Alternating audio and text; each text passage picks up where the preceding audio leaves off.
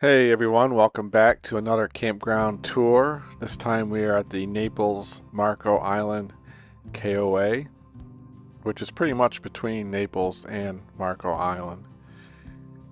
We are coming up to the entrance to the campground. If you go straight ahead, it's the boat launch, and we'll go there after the campground tour. Straight ahead is the registration camp store. On the right, you can't really see it, but that is where you get your propane filled. And straight ahead is the pool, which is open 24 hours a day.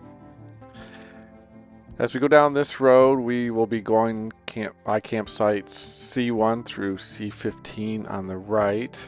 And on the left, there are cabins to rent. Some have full showers, some don't. On the left right there is a small playground. And straight ahead is a dump station.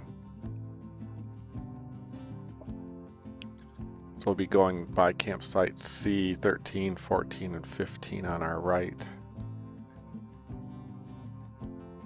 We'll be going around this loop, and there are more cabins for you to rent.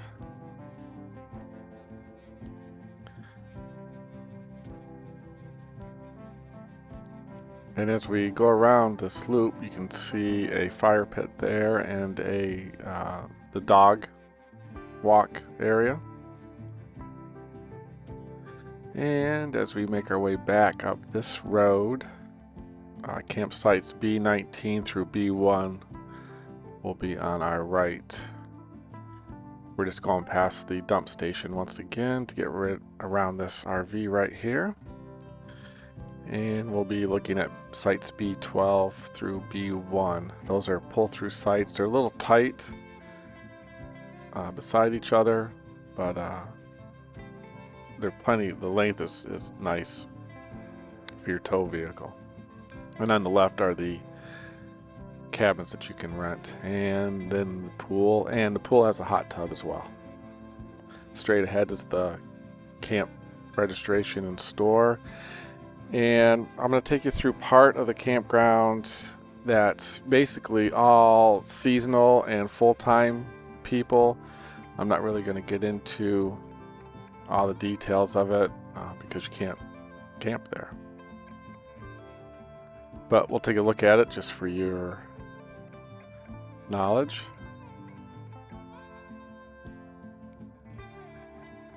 They do have some activities. I think it's on Saturday night they have a happy hour. It seems like it's mostly attended by the seasonal and full-time campground people. They had a DJ there. And I think it's like bring your own dish, and they provide beverages, adult beverages, I believe. And there on the left is an area that you can store your boat.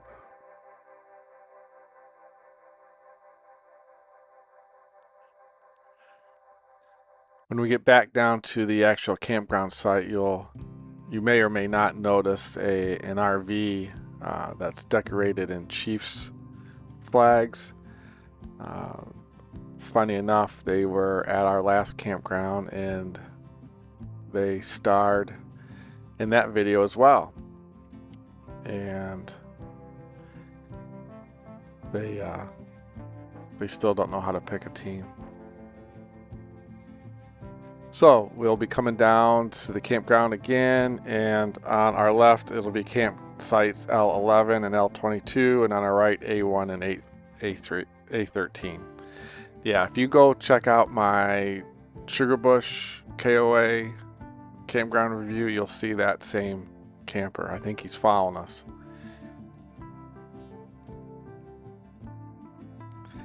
The sites on our left are back-in, and the sites on the right are pull-through. They're the deluxe patio with the fire pit and table and chairs and a swinging bench.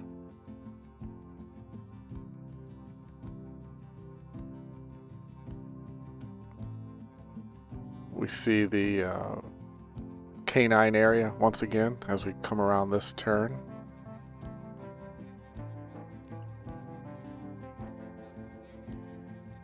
And up this road on the left, we'll have sites B19 through B1. We already saw the front end, now you're seeing the back end. And on the right, A13, A1, same thing. We saw the front end on the previous road, now we're seeing the back end. Obviously the pull-through sites were easy to navigate and set up. This campground was damaged by a hurricane, I believe a year and a half ago, so they're still cleaning up from that, but it's a well-maintained campground. Again, the camp registration store on the right, pool on the left. Really nice pool, heated. It was very comfortable getting in that pool. There is the propane station there on the left. We'll exit the campground and take a left here, and we will drive down this access road. We'll speed the video up a little bit.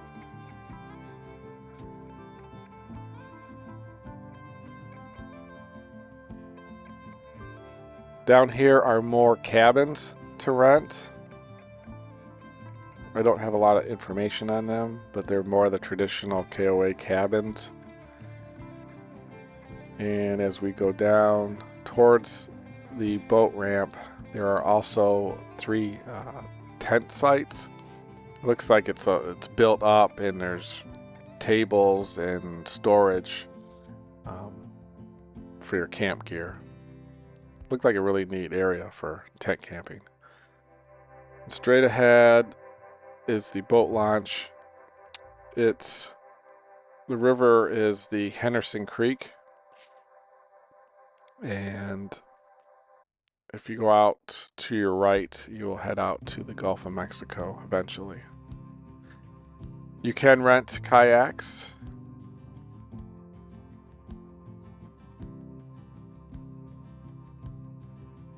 And obviously there's fishing down there. We did get this warning that there are frogs in the area. I can't remember the name of them, but they were poisonous. So you can't let your animals get to them, and even if you touch them, you can get sick. So just beware of that. And as we go up this back road here, this is where the staff housing is.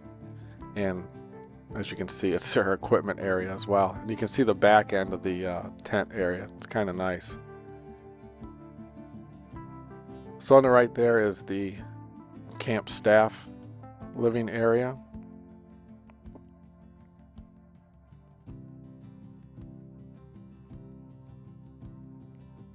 And that pretty much concludes this tour. I hope you enjoyed it. Please like, comment, and subscribe to our channel. Stay tuned for our next campground tour.